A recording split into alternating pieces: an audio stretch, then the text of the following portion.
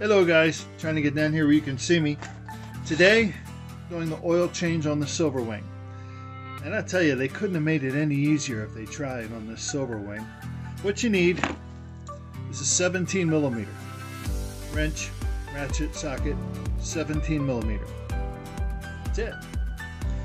The filter, something about the filter. Now I have a Wix, which is a really good filter. I've used K&N. I got this one at O'Reilly. And they had to order it, but had it there the same afternoon.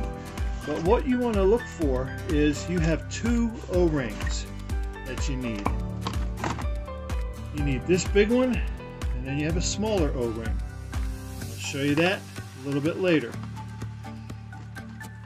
But the first thing you want, of course, is for the oil to be warm, because as I understand it, it holds more of the impurities when it's warm. So first thing you do, let me get this ready. You need a catch basin, catch pan for the used oil. Got it. Let me tip forward, you can see that. Your filter is right behind here. This is your drain plug. It's all right here. Now on the Goldwing, they also have the filter up here, but the drain plug is underneath and way back here. You got to come in from the back side to get to that. And it's often challenging to get the drain catch pan underneath. This, as I said, couldn't be any easier. Another reason that I love this Silverwing so much. So we'll start 17mm. Let me open up right on this side also. This is where you fill the oil fill, and the dipstick.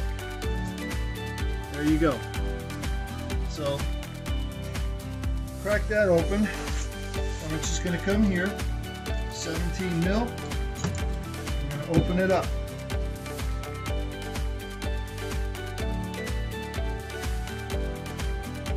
And there she is. And we're just going to let the oil drain for a bit. Okay, we're back. And the oil has drained out. So now we're going to put the drain plug back in. But first, let me tell you something about the drain plug. You want to have the washer on here, whether it's copper like this one or neoprene. Make sure you have the washer here on your drain plug. If you have to go get another one, go to the hardware store. They're cheap. Make sure you have this. So this is going to go back in, and it's going to be snugged up. Don't over tighten. Always remember that tight is tight, too tight is broke. That's good advice when you're working on a vehicle or a motorcycle, which I guess is a vehicle, huh? Tight is tight, too tight is broke. So all we're going to do, just going to snug it up.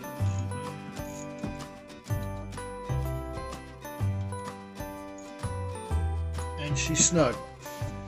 Now we're going to remove this cover here, which is where the oil filter is. You might have some oil spill out. It won't be much. Same 17mm. Start to back it out. And you can probably just spin the cover itself, the housing. See the oil coming out? Not much, but to be a little bit. We're just going to keep going. And there it is. That's all there is to it. Now remember I told you about the O-rings? Sorry you can't see me. Here is one of the O-rings that we are replacing. This one was stuck here. Sometimes, most of the time, they're going to be in the little groove right here. That's where it goes. Here's your filter. Now, if you have to take this bolt out, and you do, and I'll show you why, don't hit on this end, the threaded end, with a hammer or anything like that. You'll gall the threads. You don't want that. Do not want to do that. Okay, so I might need, that's starting to come out. There we go. A little bit messy.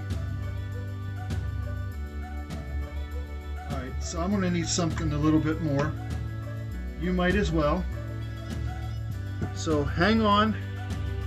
I'm going to go get something that's going to make this job easier. Okay, back. And to get this bolt out, you want that bolt out. I'll show you why in a second. And I can't push it out. It won't come out. It's kind of got some resistance. So again, you never want to hit the threads here with like a hammer or something. But here's a bigger socket. I think this is a 1 1/4. Just got to fit over top of this bolt like so. See? Fit over top of that. Set it down. Then rubber mallet. There it is. That should have gotten it out. Well, it didn't get it all the way, but you get the idea.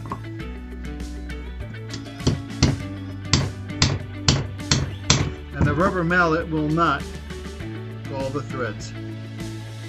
So once this is out, and I'll show you why. Hang on a second, because she's really fighting me. I don't recall it being this difficult before, but it's something that you might run into. But you definitely want to get this bolt out.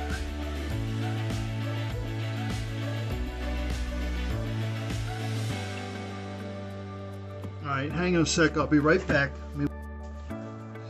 Okay, just took a little bit of persuasion, and I used my hands to get this bolt out.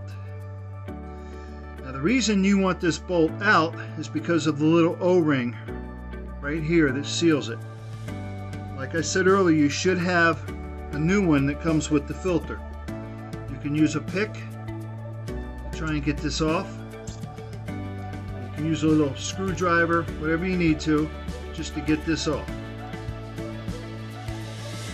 can just roll it right down over the bolt once you get it off. I think this bike knew that I was going to be videoing this morning because it's doing everything it can to make this job difficult. This is generally not that hard to get this bolt out or to get this washer off. Okay, so we're getting the washer off. There she comes. Almost, there it is. Okay, there's the washer. Slide that off. Okay, and the reason you want that off, like I said, with the new filter, you're going to have a new O-ring. And here's the new one. A little bit of oil helps slide it on. That gets right over top of the bolt. And just roll it back up into the groove that it belongs into. Right back up, roll it up. And can you see the groove that it goes into? Pushing it up, right there, right into the groove. That's done. Now when it comes to your oil filter, let me explain something to you. You have your filter comes out, but then right behind the filter is a spring. Now I've seen guys put the filter in first and then the spring on top. No. The spring goes in first. Come on out. Spring first, and then the filter. Here's the new filter. Then you put your bolt back through.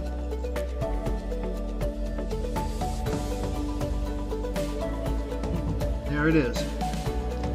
It's all back together. Now, the reason you want the spring in first is because the spring pushes the filter towards the engine. Because you can see and hear your oil passages. Let me swing it around a little bit better. Hang on, so you can see. Right. These are your oil passages here, and then here's another one. Okay. So the filter gets pushed up against this so that the oil gets filtered. Now, if for some reason that filter gets clogged up, and doesn't let oil flow, pressure builds up. What will happen is it will push this filter away, push it in against that spring, and let the oil flow. Now, of course, it won't be filtered because it's bypassing the filter. That's what it is, it's a bypass. But if for some reason that oil is not flowing through the filter because the filter's clogged up or whatever, then the pressure will push this filter back against that spring and allow the oil to flow through. So that's why you want that spring in first and then the filter on top of it. So now that we have that, the next step is, of course, this O-ring, a little bit of oil. And if you need to, you can put a little grease in here to help hold it in place when you put it back on, because I've had struggles trying to keep this O-ring in place while tightening the filter. It has happened. But, so we have the spring is in there, the filter's on, we've replaced the O-ring on the bolt, okay, and now we put this O-ring in here to seal, and it's just a matter of screwing it back in. And there she goes. Gently, so you make sure she goes, make sure that O-ring doesn't fall out. And once it gets seated up there, that O-ring's not going to fall out, and then you can continue to tighten it a little bit. And again, remember, tight is tight, too tight is broken. You've got the O-ring in here to seal it, so you do not want to go crazy. So, if I can find my ratchet, and all we're going to do is snug it up. Again, 17 mil, just snug it up.